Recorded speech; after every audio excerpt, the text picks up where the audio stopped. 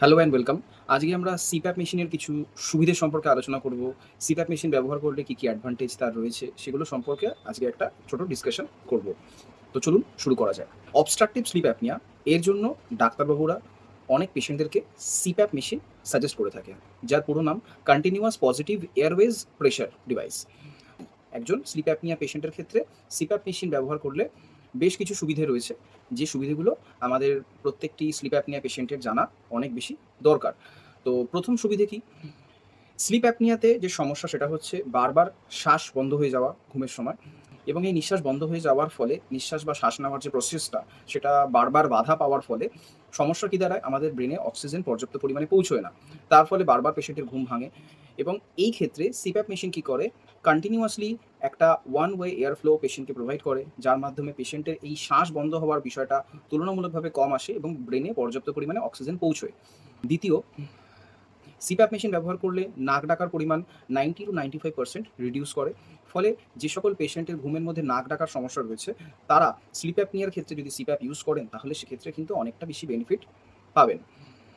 ৩ নম্বর সুবিধে, সেটা হচ্ছে অনেক পেশেন্টের হাই বিপি বা রক্তচাপ বেশি, ব্লাড প্রেশার বেশি থাকার একটা ব্যাপার থাকে, এবং সেই ক্ষেত্রে সিপ্যাপ মেশিন ব্যবহার করলে কিন্তু ব্লাড প্রেশার আস্তে, আস্তে নরমাল হতে থাকবে, এবং তার সাথে হার্টের উপর যে প্রেশার পড়ে পেশেন্টের, সেটা তুলনামূলকভাবে কম হবে। মানে হার্টের পেশেন্ট অথবা একজন হাই বিপির পেশেন্টের ক্ষেত্রে সিপ্যাপ মেশিন কিন্তু অত্যন্ত কার্যকরী, এবং সেক্ষেত্রে অবশ্যই সেটা কার্যকরী যদি তার স্লিপ অ্যাপনিয়া থেকে থাকে।